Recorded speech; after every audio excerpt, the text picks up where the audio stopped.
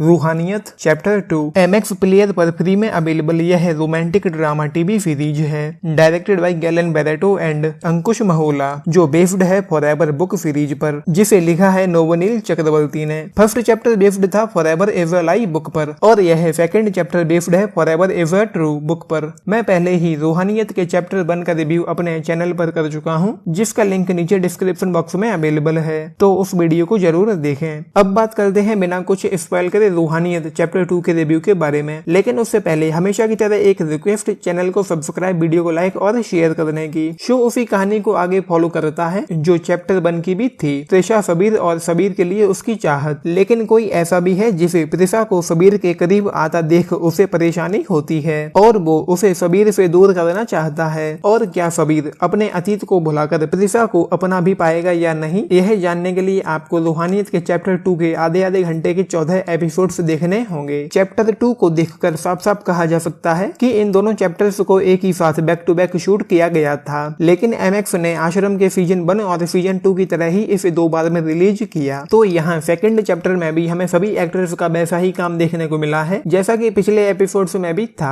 सभी ने अपना अपना अच्छा देने की कोशिश की है जिसमें वो काफी हद तक सफल भी होते हुए नजर आए हैं और एक्टर्स का काम भी मुझे पसंद आया, खास तौर पर सेकंड हाफ में। यहाँ हमें उनके अच्छे फेस एक्सप्रेशंस देखने को मिलते हैं और यहाँ किसी भी नए कैरेक्टर को इंट्रोड्यूस नहीं किया गया और यहाँ जो कैरेक्टर्स हमें नजर आते हैं उनके साथ तो मैं पिछले चैप्टर में ही इन्वेस्ट हो गया था, तो यहाँ भी उनके साथ दोबारा से कनेक्ट करने में मुझे ज्यादा परेशानी नहीं हुई। और इसके अंत के एपिसोड्स में जब उनके साथ कुछ बुरी चीजें होती हैं तो उसका थोड़ा बहुत इम्पैक्ट हमारे ऊपर भी पड़ता है। शो का स्क्रीन प्ले ठीक ठाक ही कहा जा सकता है, जो मुझे तो ज्यादा अच्छा कहने के लायक नहीं लगा क्योंकि शो में इस बार 14 एपिसोड्स को रखा गया है और जिस तरह का इसका कॉन्सेप्ट है उसकी वजह से तो पहले इसे देखने का मन नहीं करता और अगर हिम्मत करके देखना शुरू भी कर दें तो यहाँ ज्यादा कुछ अच्छा नहीं होता क्योंकि चैप्टर 1 को देखे हुए मुझे कुछ 2-3 महीने बीत चुके हैं। तो चैप्टर 2 के पहले 2 एपिसोड्स तो मुझे कुछ हद तक ठीक लगे, लेकिन उसके बाद यह शो मुझे काफी ज्यादा ड्रैग होता हुआ फील हुआ क्योंकि यहाँ कुछ भी ज्यादा इंटरेस्टिंग नहीं होता। और पहले 7 एपिसोड्स को देखने के दौरान मैंने कई बार अपना सोशल मीडिया भी चेक किया और 7th एपिसोड से मैंने इसे छोड़ दिया और उसके बाद मैंने 1.5-2 घंटे का ब्रेक लिया और फिर 8th एपिसोड से मैंने इसे दोबारा देखा और 8th एपिसोड से यही शो मुझे कुछ हद तक ठीक लगा जिसे मैंने इंटरेस्ट लेकर देखा भी। शो का फर्स्ट हाफ मुझे पसंद नहीं आया क्योंकि यहाँ ज्यादा कुछ इंटरेस्टिंग और ग्रिपिंग नहीं होता, लेकिन इसके बाद धीरे धीरे यह शो 8th एपिसोड से अपने ट्रैक पर आता है और यहाँ से शो में कुछ इंटरेस्टिंग और ग्रिपिंग चीजें होना शुरू होती हैं और यहीं से ये शो हमें कुछ हद तक अपने साथ हुक कर पाने में भी कामयाब होता है। हालांकि मैं इसमें स्टार्ट से ही इजीली इन्वेस्ट हो गया था, लेकिन दूसरी तरफ ये शो अपनी पूरी लेंथ में कहीं भी जरा सा भी एक्साइटिंग नहीं है, बस इसके कैरेक्टर्स इंटरेस्टिंग हैं जिसकी वजह से हम इसे देखते चले जाते हैं और सिर्फ कैरेक्टर्स की वजह से ही यहाँ एक क्यूरियोसिटी बनी रहती है इसे आगे देखने की, जबकि स्टोरी लाइन में ऐसा कुछ भी नहीं जो हमें आगे देखने के लिए मजबूर कर सके। और इस पूरे शो में सिर्फ 11th एपिसोड के एंड में जो कुछ भी हुआ उसने मुझे थोड़ा सा थ्रिल किया, इसके अलावा यहाँ कुछ भी थ्रिलिंग जैसा नहीं है और यहाँ सिर्फ कुछ एक ही डिसेंट से ट्विस्ट और टर्न्स देखने को मिलते हैं। शो का फर्स्ट हाफ कमजोर है लेकिन सेकंड हाफ मुझे कुछ बेहतर लगा, लेकिन वो भी ज्यादा अच्छा कहने के लायक तो नहीं है। बट यहाँ मेकर्स ने जिस इंटरेस्टिंग वर्ल्ड को बिल्डअप किया है वो काफी इंटरेस्टिंग और बिलीवेबल लगता है। शो की राइटिंग ज्यादा अच्छी और टाइट नहीं कही जा सकती, जो हमें अपने साथ पूरी तरह से तो हुक नहीं कर पाता क्योंकि यहाँ कुछ भी बहुत बड़ा नहीं होता। मुझे बस रिव्यू करना था सिर्फ इसलिए मैंने इसे देखा और 7 घंटे के आसपास वाले इस शो को पूरा करने में मुझे 10 घंटे से ज्यादा का वक्त लगा, अन्यथा मैंने इसका रिव्यू कल ही कर दिया होता क्योंकि इसे खत्म करते करते रात हो गई थी और मैं देर रात को काम नहीं करता। इसकी स्टोरी लाइन क्लीशे है जो मुझे ज्यादा पसंद नहीं आई। लव ट्रायंगल हम पहले भी कई दफा देख चुके हैं, तो उस जोनर में ये शो हमें कुछ भी नया ऑफर नहीं कर पाता। यहाँ स्क्रिप्ट राइटिंग पर अच्छा खासा ध्यान दिया जाना चाहिए था। शो का कॉन्सेप्ट मुझे ज्यादा अच्छा नहीं लगा और एग्जीक्यूशन भी ज्यादा अच्छा नहीं कहा जा सकता। शो पूरी तरह से स्लो पेस है जो बहुत धीरे धीरे आगे बढ़ता है और इसने मुझे काफी बोर भी किया और वहीं दूसरी तरफ इसकी लेंथ बहुत ज्यादा है जो नहीं होनी चाहिए थी क्योंकि ये लंबी लेंथ ये शो डिजर्व ही नहीं करता, इसे काफी कम रखना चाहिए था। यहाँ काफी कुछ था जिसे ट्रिम करके छोटा किया जा सकता था। इसके डायलॉग ठीक हैं लेकिन कुछ 2-1 डायलॉग मुझे अच्छे लगे। बैकग्राउंड स्कोर और साउंड डिजाइनिंग ठीक ठाक है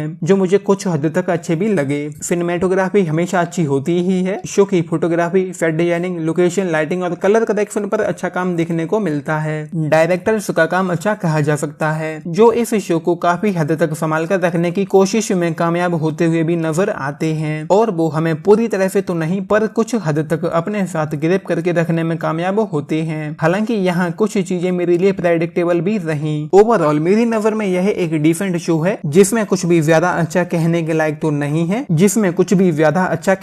तो नहीं है, सिर्फ टाइम पास करने के लिए इसे कंसिडर किया जा सकता है, अदरवाइज इसे स्किप ही कर देना चाहिए क्योंकि ये हमें कुछ भी नया ऑफर नहीं कर पाता और इसे इसके अगले सीजन के लिए भी अधूरा छोड़ा गया है, जिसे देखने के लिए मैं बिल्कुल भी एक्साइटेड नहीं हूँ। रूहानियत के चैप्टर 2 के लिए मेरी तरफ से 3 स्टार्स। यहाँ हमें काफी सारी गालियां सुनने को मिलती हैं। अगर आपने ये शो देखा है तो कमेंट करके बताएं कि ये आपको कैसा लगा और वीडियो पसंद आया हो तो इसे लाइक करें और चैनल को सब्सक्राइब करें। किसी भी सलाह या सुझाव के लिए कमेंट करना ना भूलें। You can also follow me on Twitter, link in the description. मैं हूँ नितेश आनंद और जल्द मिलूंगा आपसे किसी और वीडियो में। Thank you.